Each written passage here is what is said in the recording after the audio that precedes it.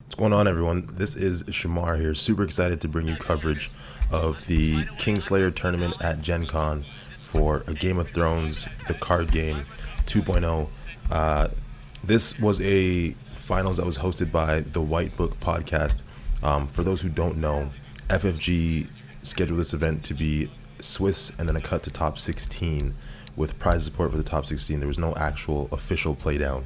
So the guys from White Book found a whole bunch of, or created a whole bunch of custom content to give away and have their own playdown to the finals. So this is the coverage of that. We have Alex versus Salim, two players out of Quebec. So it was an all Canadian final.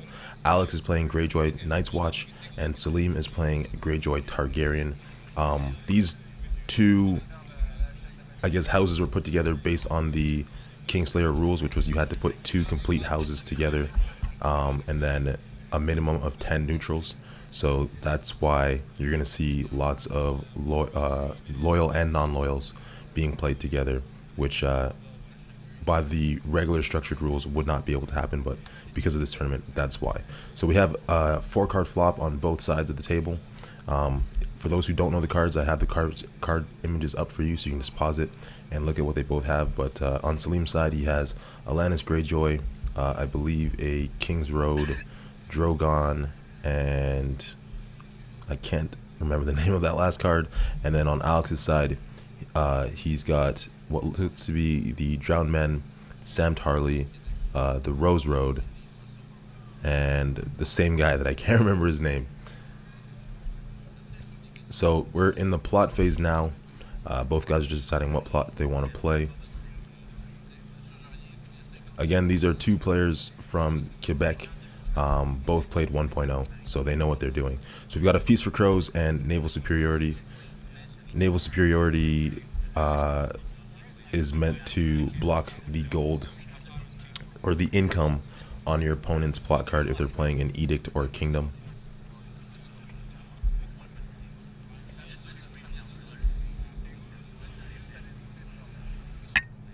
And so there you can see some of the prize support that was created by the White Book, as Alex plays a meager contribution to steal 1 gold from Salim immediately. Those tokens right there are gold tokens that were provided by Lentz out of the White Book.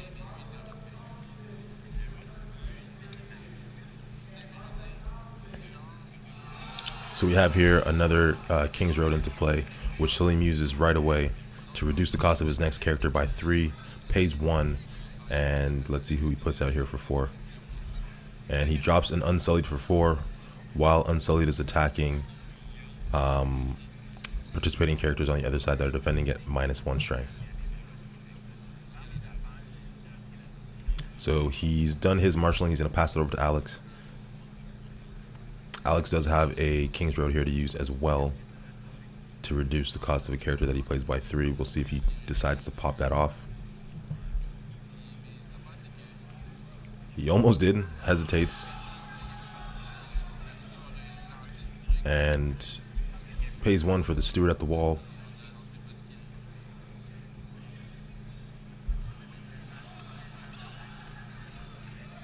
Which is not a bad card. I mean, he's got 2 Intrigue icons out and an Alanis Greyjoy, so 3 Intrigues out on Alex's side of the board. You know he's going to win some Intrigue here. So challenges phase, Salim's first player, so he's going to get to decide which challenges he wants to make. And this is looking like a military challenge of 4 here with Drogon. I'm going to assume that Alex is just going to block it so that it's not unopposed and claim one of his little weenie characters on the board here.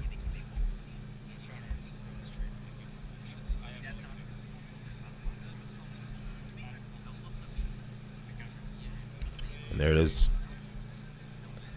He blocks and kills the guy whose name I can't remember. It's funny, I have a good memory for most of the cards already, and that one card I just can't for the life of me remember. So this looks like an Intrigue challenge here with Alanis Greyjoy.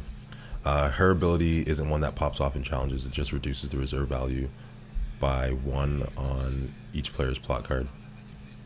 So we got the Kraken's Grasp to reduce the strength of a character with 5 or less strength to 0. So that challenge is going to go through and we saw that it was a claim of 1 there. So Salim gets 1 card out of Alex's hand. Intrigue of 1 on Alex's side, it goes unopposed.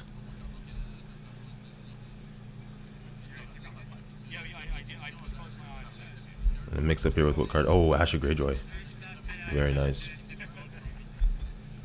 And because it's Kingslayer, there's only 1 copy of each of these huge, the big players. So Asher Greyjoy, that's the only Asher Greyjoy in Salim's deck. And it looks like Alex forgot to take his unopposed power, as he runs a power challenge that gets blocked. Or sorry, military challenge that was blocked. So dominance was a tie, and we move into the second round of plots here.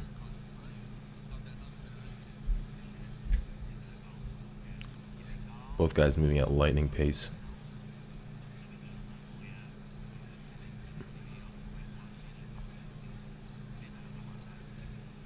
So Alex knows already what he wants to play, which is interesting.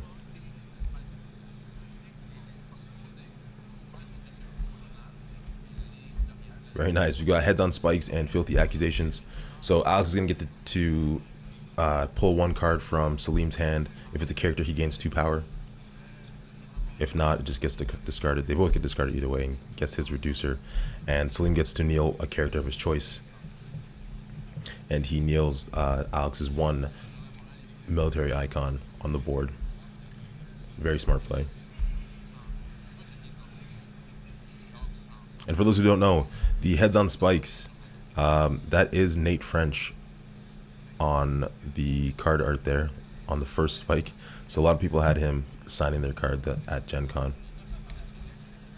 As we see Aaron Dampier come into play. Aaron Dampier is a fantastic card. Lets you bring Ironborn characters back from the dead into play. Ooh, the long claw on Sam. You wouldn't see that too often. I don't know if George R. R. Martin would ever allow that to take place. So Seat Tower comes into play for Salim. Kneel to reduce the cost of the next Greyjoy character you play in marshalling by 1. And another dragon, Viserion. Each Stormborn character gains stealth, I believe. And Drogon is each Stormborn character gains renown, if I'm not mistaken. So we're looking for a Dany pretty soon here. Salim tries to put a throwing axe on Alanis, but she's not Ironborn, so that's not going to work. Throwing axe is attached to an Ironborn character, and you can sacrifice Iron Axe to kill a character that participated on the defending side in a challenge. So it gets you a lot of unopposed. And of course, Alex playing Greyjoy as well picked up on that. So we've got an intrigue challenge with Sam, which is going to go through unopposed. So Sam now has renown, by the way, because of Longclaw. So that's 1 power for unopposed, and 1 power should go to Sam for renown. And I remember this discussion here. They were just trying to figure out when keywords, or where keywords fall in the framework of the game. And if I'm not mistaken, keywords are now the very last thing after claim. So it'll be intrigue challenge. It's unopposed. Alex is going to claim a card from Salim's hand, and then he's going to draw a card for insight, because Sam also has insight. So Sam has insight, and he has renown on him. As Alex pulls that throwing axe that Salim was unable to play, or decided not to play, because he does have an Ironborn character out, but he doesn't want to waste it on a 1 military icon, 2 strength Ironborn. So we've got Samuel Tarly putting in work here early. Sam Slayer. So it's a military challenge. It's going to go through unopposed here.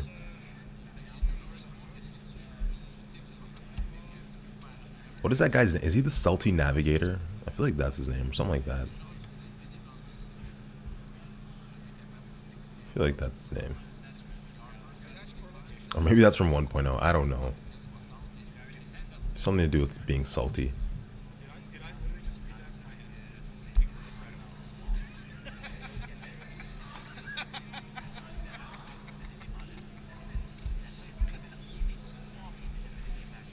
So the score is Alex with 2 power to Salim's 1, but it is still Salim's challenges phase. So it's intrigue challenge that was blocked.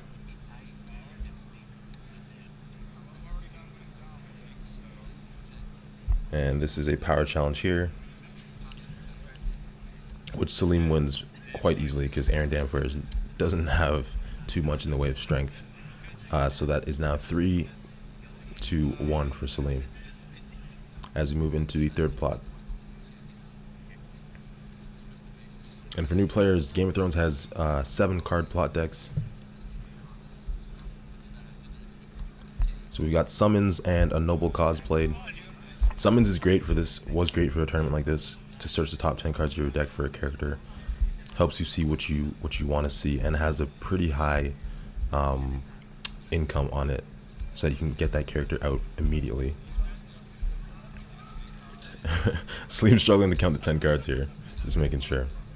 And then on Alex's side, a Noble Cause lets him reduce the cost of a Lord or Lady character by 2, which is another fantastic card, because the majority of the heavy hitter cards in each faction are either a Lord or a Lady. So you know that he might have a heavy hitter in his deck, or he's just hoping to draw into one so that he can play it after the draw phase.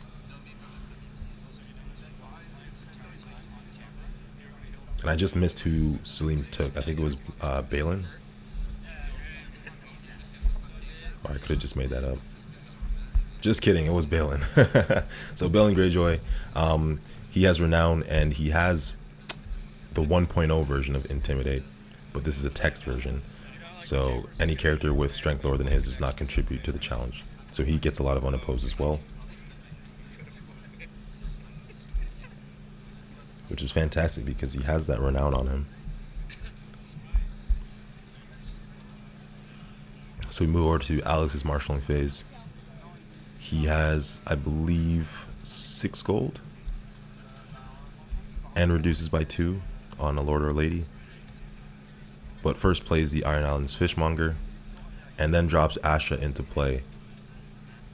So stealth, and after you win an unopposed challenge, Asha Greyjoy, that Asha participates in, she gets to stand.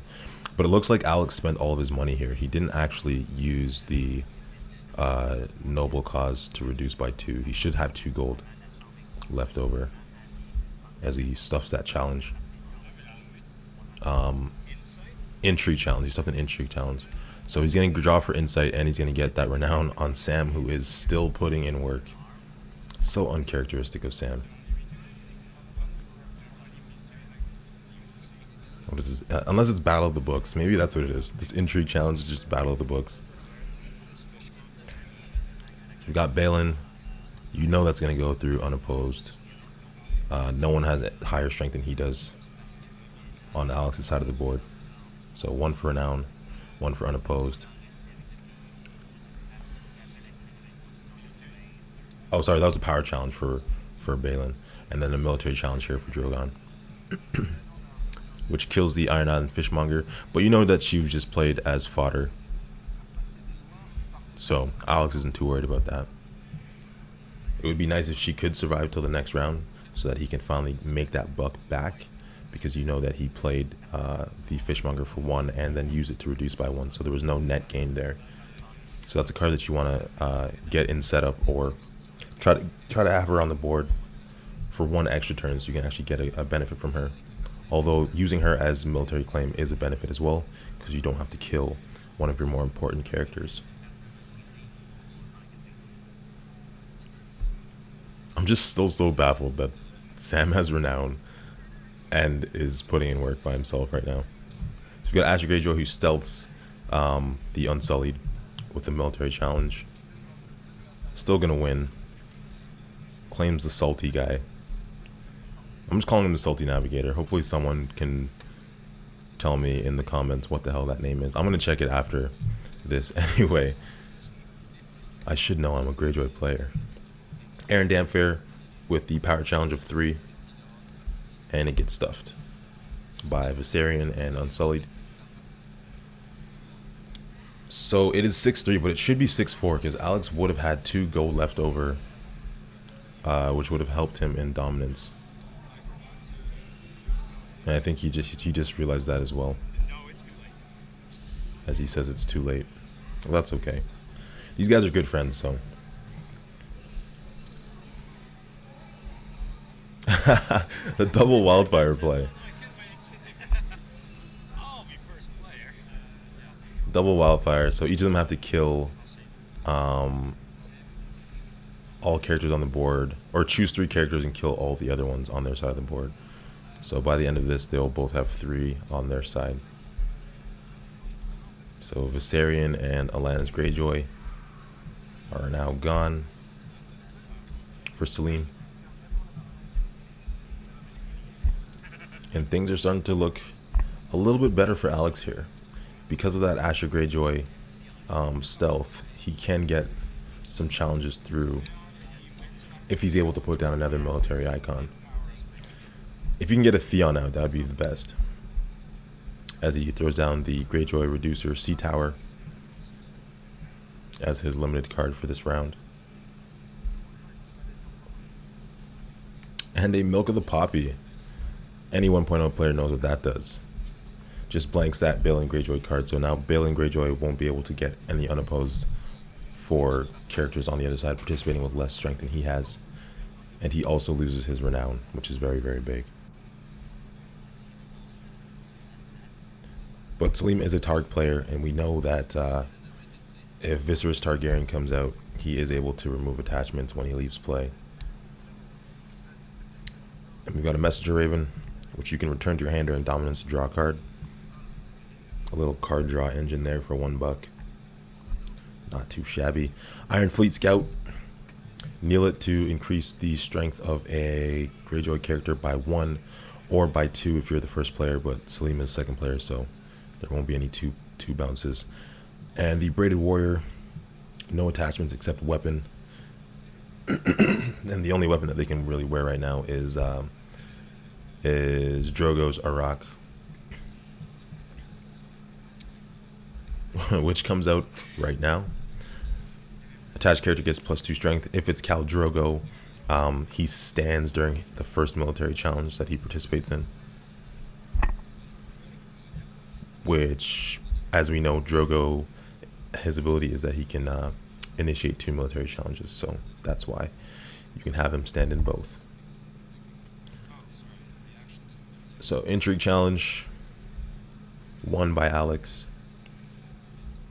Plays the Kraken's Grasp.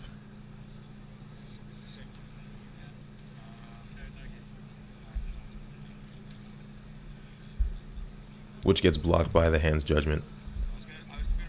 He was trying to get rid of the attachment, the Drogo's Arak. So after you win an unopposed challenge, you can remove a location or attachment. So he doesn't like that +2 over there. That, and in 2.0, if the Braided Warriors dies, because Drogo's Arak doesn't have the keyword terminal, it doesn't go to the discard pile, it goes back to Salim's hand. So you do want to deal with that as soon as possible, so that when Drogo comes out, it's not available.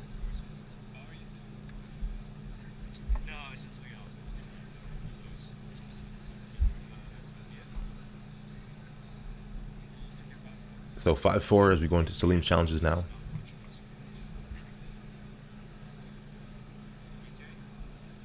So it's a military challenge of 5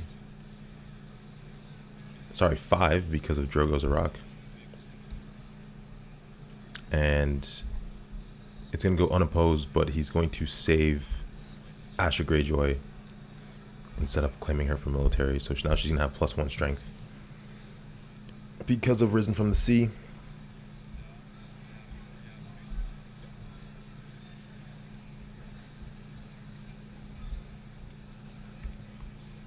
And Salim goes out 8-3 after that power challenge.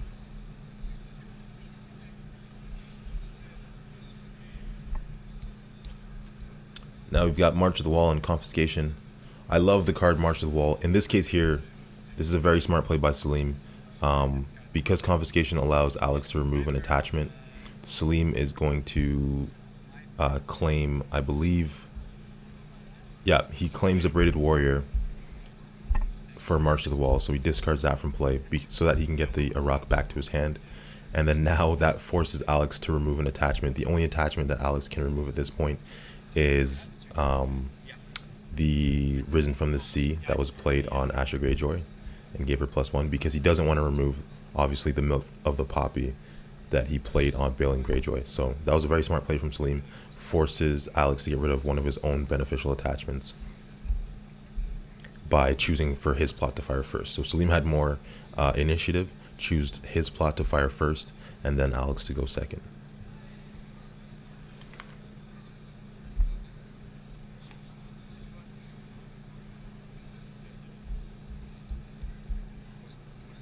And just banks all of his gold here. Doesn't marshal anything.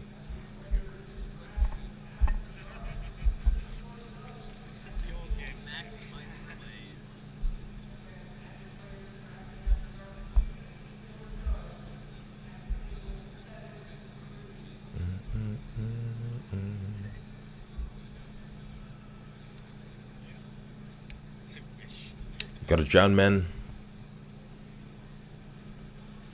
Very expensive, but a very good card.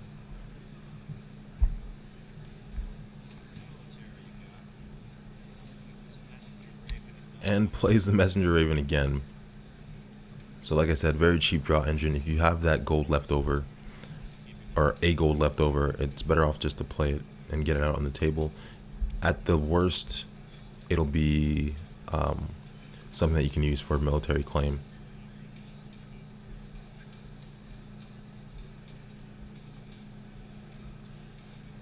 As we have a military challenge initiated by Salim using the Unsullied. So -1 to whichever characters decide to try to oppose this. Goes unopposed and claims the Raven. As I said, very nice for military claim, especially when your characters are running low, as Alex's are, due to that Wildfire Assault.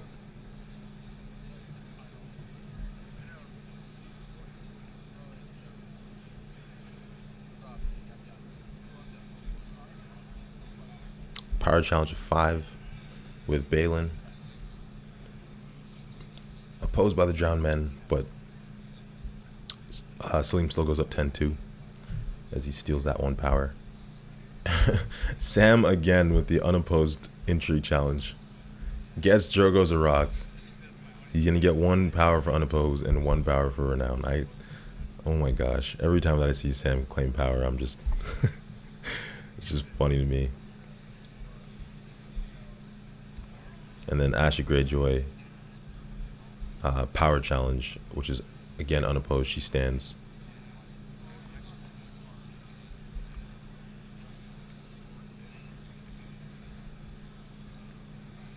Fire and Blood here to bring Viserion back out into play from the dead pile. Another great card, especially if you have hatchlings in your discarded dead pile. But Asher Greyjoy with the military challenge, stealthing Viserion, or Drogon, sorry. It's going to be opposed by Viserion, and the Unsullied dies. That was a very nice play by Salim, setting up a potential Dany play coming up here next turn. Having 2 dragons out, Dany's going to be given Renown and Stealth.